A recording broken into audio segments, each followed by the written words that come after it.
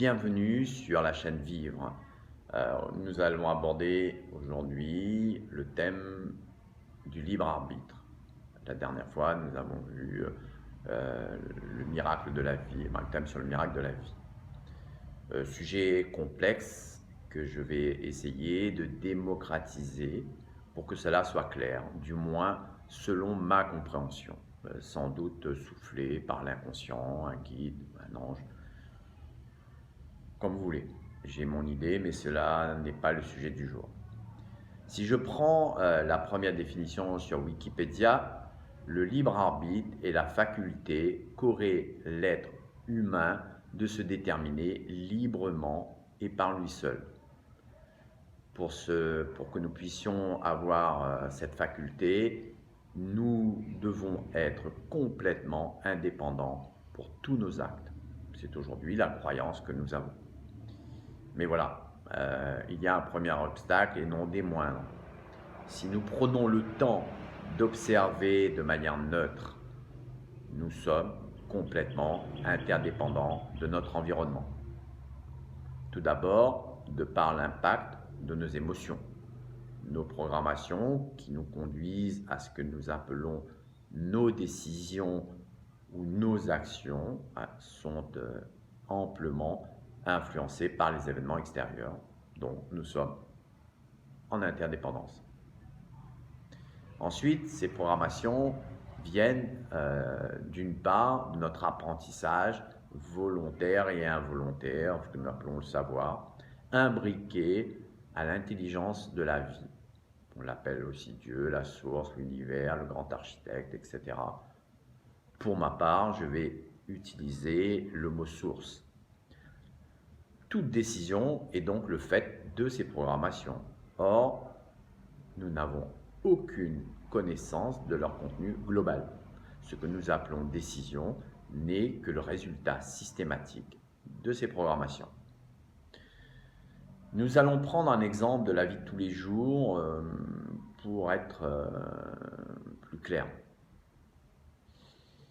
Je vais aux toilettes, la programmation qui a fait le tri au niveau de ce que nous avons ingurgité, qui déclenche le désir d'aller aux toilettes et de l'intelligence de la vie, ou la source, et la décision d'y aller de telle ou telle manière de la programmation de notre apprentissage. Les deux sont donc bien imbriqués et interdépendants.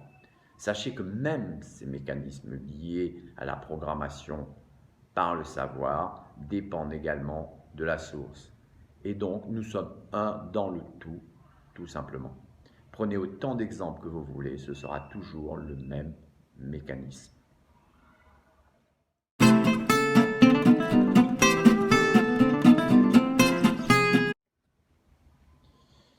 Alors, pour bien imaginer mes propos, nous allons imaginer cette histoire. Un homme a programmé un robot et a ajouté une intelligence artificielle. Au bout d'un moment, cette intelligence artificielle développe une forme de conscience du fait d'exister et considère qu'il peut décider parce qu'il pense être capable de prendre des décisions pour faire fonctionner le robot et de réaliser des choses. Il décrète alors qu'il a le libre arbitre. Dans cette décision, il vient d'occulter le fait qu'il y a un créateur qui n'est pas à la source de la programmation, qu'il fonctionne en fonction de la manière dont le robot a été construit et surtout grâce à de l'énergie. Et bien sûr, si nous observons, nous réagissons exactement de la même manière que ce robot avec une dimension supplémentaire. Tout est de la source. Je vais vous donner un autre angle de vue avec cette parabole. Le vent dépend de l'espace, mais l'espace ne dépend pas du vent.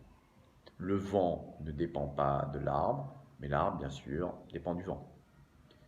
Alors, je vais le répéter pour bien que vous saisissiez cette hiérarchie. Le vent dépend de l'espace, mais l'espace ne dépend pas du vent.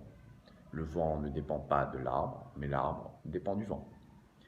Si nous nous prenons pour l'arbre, nous passons notre temps à vouloir nous protéger du vent, de peur qui nous déracine, casse nos branches. Nous passons donc notre vie dans la crainte du vent. Si nous nous prenons pour le vent, c'est mieux. Mais voilà, nous croyons avoir un pouvoir. Cela nourrit notre ego, mais en réalité, le vent ne décide pas quand il va souffler et comment. Il n'est que le résultat. Si nous nous considérons maintenant comme l'espace, alors nous contenons le vent et l'arbre et donc la vision globale de l'ensemble. Et donc, le vrai libre arbitre est là. L'espace et cette intelligence de la vie. Chez les bouddhistes, ça s'appelle la vacuité. Chez d'autres courants spirituels, on dit silence ou vide.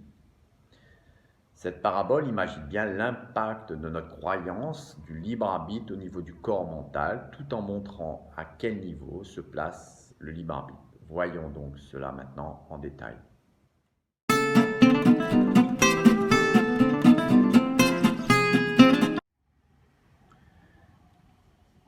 Cette croyance dans un libre arbitre nous a amené à croire que nous sommes séparés de la source. Cette illusion est la conséquence, selon moi, de la majorité de nos souffrances, des violences et de la démesure de notre ego. C'est sans doute le point commun entre quasiment tous les courants spirituels et religieux qui disent que pour nous libérer de nos souffrances, nous devons mourir de nos illusions et renaître dans la réalité, ou Esprit Saint pour la chrétienté par exemple. Cela signifie se croire séparé de la source nous rend aveugles à la réalité de la vie et donc de vivre dans l'illusion et non avec un Esprit Saint, Saint S-A-I-N ou S-A-I-N-T. La parabole de l'espace, du vent et de l'arbre image bien les deux plus importantes sources de nos souffrances. Le premier se place au niveau de l'arbre, c'est être dans l'ignorance. Et l'ignorance nous conduit à la souffrance car nous sommes dépendants de notre mécanisme reptilien. La couche la plus basse de la hiérarchie de la vie. Se placer au niveau du vent, c'est nourrir l'ego. Je crois être séparé de la source et donc je me place au même niveau et même au-dessus. Donc, je m'octroie le pouvoir de tout régler.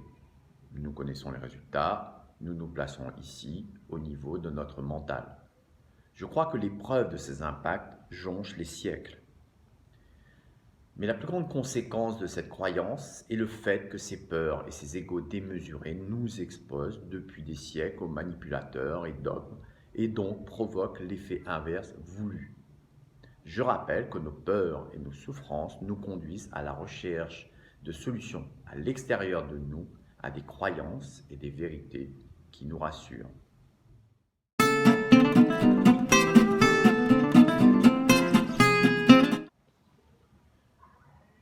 Plus nous sommes dans le réactif, plus nous nous éloignons du libre arbitre. Plus nous prenons de la hauteur face à un sujet, plus nos décisions sont précises. Donc, plus nous nous rapprochons du libre arbitre. Donc, plus nous nous rapprochons de la source, c'est-à-dire le plus haut niveau dans la hiérarchie, plus nous sommes dans le libre arbitre.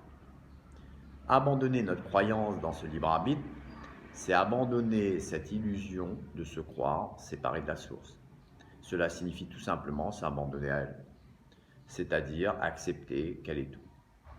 Si je reprends ma parabole, c'est être l'espace, le silence qui nous donne le pouvoir de vivre pleinement dans le mouvement de la vie et surtout d'être co-créateur avec la source et non de se croire créateur. S'abandonner, c'est ne plus faire ce que cet homme fait. Alors qu'il n'a appris qu'à visser des boulons d'une voiture, il passe son temps à juger le concepteur. S'abandonner, c'est faire pleinement confiance à la source. On appelle ça avoir la foi. Je me souviens de cet échange avec une amie. Son fils était en grande difficulté et en tant que mère, elle pensait avoir le pouvoir de le sauver. Mais l'émotionnel ne faisait qu'aggraver la situation. À plusieurs reprises, je lui ai proposé de s'abandonner à la source. Un matin, elle m'appelle et dit « Je me suis vraiment abandonné comme jamais par amour pour mon fils et un événement improbable, me dit-elle, vient de le sauver. S'abandonner, c'est ne plus voir non plus la vie comme une succession de hasards, mais de synchronicité. S'abandonner, c'est abandonner la logique du bien et du mal pour vivre une succession d'expériences qui s'imbriquent dans le tout. S'abandonner, c'est se défaire de cette logique de culpabilité et de jugement. J'aborde en profondeur ce sujet pour ceux que ça intéresse dans un roman. Je te demande pardon, téléchargeable gratuitement sur édition999.org.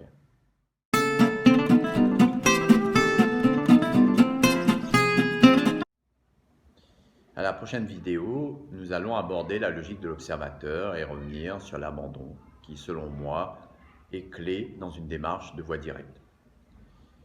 Comme pour chaque vidéo, je vous propose un petit exercice. Je le rappelle à nouveau, il n'y a pas de notion de temps, d'objectif ou de résultat dans ces exercices. Isolez-vous, installez-vous de manière à vous sentir à l'aise et fermez les yeux. Vous allez observer vos pensées pendant 5-10 minutes, qu'importe. Ne rejetez rien, ne les jugez pas, juste les observez.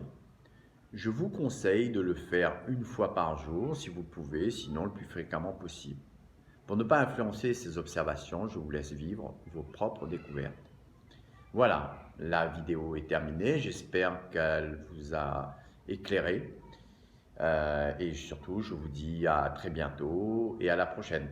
En vous souhaitant une bonne soirée ou une bonne journée selon là où vous vous trouvez. À très bientôt. Bye bye.